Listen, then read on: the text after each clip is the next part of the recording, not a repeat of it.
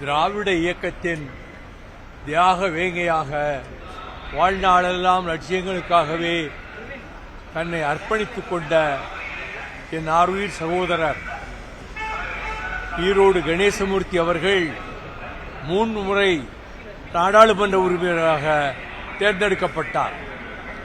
இம்முறை திமுகவிலே உறுப்பினரான சேர்ந்தால்தான் அங்கே இடம் கொடுக்க முடியும் என்ற நிலையில் வேண்டா வெறுப்பாகத்தான் அவர் உறுப்பினராக திமுகவிலே சேர்ந்த பிறகு அவர் நாடாளுமன்ற உறுப்பினரானார். இப்பொழுதும் அந்த திமுக உறுப்பினராக இருந்து கொண்டு வேறொரு பொறுப்புக்கு வர வேண்டும் என்றால் அதை ரிசைன் பண்ணிட்டு வர வேண்டும். அதனால்தான் நான் அவரிடம் என்ன பேசியிருந்தேன் என்றால், சட்டமன்ற தேர்தல் வருகிறது, அதிலே உங்களுக்கு விருப்பமான வெற்றி பெற வாய்ப்புள்ள ஒரு தொகுதியிலே நீங்கள் நின்று கொள்ளலாம் என்றுதான் சொன்னேன். அவர் அதை பற்றி ஒண்ணுமில்லை, 2 சீட்டு கொடுத்தா கன்சிடர் பண்ணுங்க, 1 சீட்டுன்னா துரணி கேட்டோம் என்றுதான் கணேசமூர்த்தி அவர்கள் சொன்னார்கள். இந்த தேர்வு முடிந்த பிறகும் கூட என் வீட்டுக்கு பல முறை வந்தார். நான் அவருடைய வீட்டுக்கு போனேன் அங்கே டெல்லியிலே. அந்த அளவுக்கு நாங்கள் ஒருவருக்கொருவர் உயிருக்கு உயிராக கிட்டத்தட்ட 50 ஆண்டுகள் பழகி வந்திருக்கிறோம். தியாகராசர் கல்லூரியில் சென்னையிலே திராவிட முன்னேற்ற கழகத்தினுடைய மாணவர் தலைவராக இருந்தார். அறிஞர் அண்ணாவுக்கு நன்கு பரிச்சயமானார். கொள்கையும் லட்சியம்தான் பெரிது என்று வாழ்ந்தார்.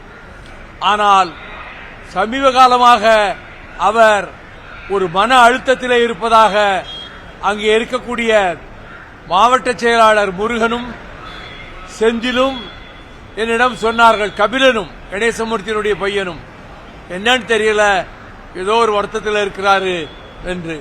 அதை நான் இங்கே விவரிக்க விரும்பவில்லை. இந்த இடம் கொடுப்பது என்கிற பிரச்சனையிலே அவர் மகிழ்ச்சியாகவே தான் இருந்தார். இடம் அறிவித்த பிறகும் கூட என்னிடம் பேசினார். நானும் அவரிடத்திலே நன்கு பேசிக் கொண்டுதான் இருந்தேன். அவரை நான் தான் முதலாக டாக்டர் தணிகாசலம் அவர்களிடம் இருதய சிகிச்சைக்காக அழைத்துக் கொண்டு சென்று அறிமுகப்படுத்தினேன். அதன் பிறகு 3 மாதத்துக்கு ஒரு முறை வருவார். டாக்டர் தணிகாசலத்தை பார்த்துவிட்டு என்னையும் பார்த்துவிட்டு தான் செல்வார். அவர் இன்னும் பல ஆண்டுகள் வாழ்ந்து திராவிட இயக்கத்துக்கு ஒரு பெரும் தூணாக திகழ வேண்டிய கொங்கு மண்டலத்தினுடைய சிங்கமாக திகழ்ந்த அவர் இப்படி ஒரு முடிவுக்கு வருவார் என்று நான் கனவிலும் நினைத்து பார்த்ததில்லை. அவ்வளவு பெரிய இடி தலையிலே விழுந்ததைப் போல அவர் இந்த இயக்கத்துக்கு பணியாற்றியிருக்கிறார், பொதுமக்களுக்கு பணியாற்றியிருக்கிறார், விவசாயிகளுக்காக கடுமையாக போராடி இருக்கிறார். மக்கள் நலனே தன்னுடைய கடமை என்று வாழ்ந்த கணேசமூர்த்தி அவர்கள் இப்படி ஒரு முடிவெடுப்பார் என்று நான் நினைக்கவே இல்லை. அவர் மறைந்தார் என்ற செய்தியை கேட்பதற்கு முன்பு மருந்து கொடுத்து விட்டார் என்று சொன்ன போதே எனக்கு உயிரெல்லாம் போய்விட்டது. எவ்வளவு துணிச்சலானவர், எவ்வளவு மன உறுதி வாய்ந்தவர், அவரா இப்படி ஒரு முடிவுக்கு வந்தார் என்று நான் என்னை அதற்கு மத்தியிலே ஏடுகளிலே அவருக்கு எம்பி சீட் கிடைக்காதனால்தான் வருத்தத்திலே அவர் இப்படி செய்து கொண்டார் என்ற செய்தி 1% கூட உண்மை அல்ல. அவருடைய மகளையோ அவரது மகனையோ அங்கே இருக்கக்கூடிய கட்சி தோழர்களையோ மாவட்ட செயலாளரையோ கேட்டால் அது உண்மை என்ன என்பது அப்பொழுதுதான் தெரியும். அப்படி வாழ்ந்த அவர் இந்த இன்னும் பல ஆண்டுகள் வாழ வேண்டிய கணேசமூர்த்தி இப்படி எங்களை நட்டாற்றிலே விட்டுவிட்டு போவதைப் போல போவார் என்று நினைக்கவே இல்லை. நானும் அவரும் சிறையிலே 19 மாத காலம் இருந்துவிட்டு நான் போட்டியிடவில்லை, அவருக்கு வாய்ப்பு கிடைக்கவில்லை என்ற போது அங்கே வெள்ளகோயில் பகுதியிலிருந்து 3 பஸ்களிலே வேலூர் சிறைச்சாலைக்கே வந்தார்கள். வந்து கண்ணீர் வடித்தார்கள் தோழர்கள். நான் அவர்களை சமாதானப்படுத்தி அனுப்பினேன். அவர் அதை பெரிதாக எடுத்துக்கொள்ளவும் இல்லை. இதெல்லாம் அரசியல நான் நிறைய தடவை தோற்கவும் செஞ்சிருக்கேன், இதை பற்றியெல்லாம் நம்ம வருத்தப்படக்கூடாது என்று சொல்லக்கூடிய மனோநிலையிலேதான் கணேசமூர்த்தி அவர்கள் இருந்தார்கள்.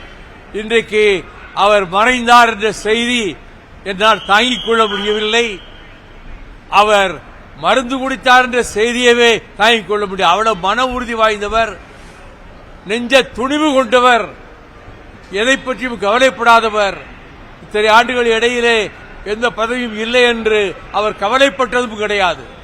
அப்படிப்பட்ட கணேசமூர்த்தி அவர்கள் என்றைக்கும் திராவிட இயக்க சரித்திரத்தில் கொங்கு மண்டலத்திலே அழியா புகழோடு ஒரு நட்சத்திரமாக என்றைக்கும் திகழ்வார் என்பதை இந்த நேரத்திலே வேதனையோடு மறுமலர்ச்சி திராவிட முன்னேற்ற கழகத்தின் சார்பிலும், இளைஞர்கள் சார்பிலும், விவசாயிகள் சார்பிலும் அவருடைய மறைவுக்கு என்னுடைய ஆழ்ந்த இரங்கலை கண்ணீரோடு தெரிவித்துக் கொள்கிறேன்.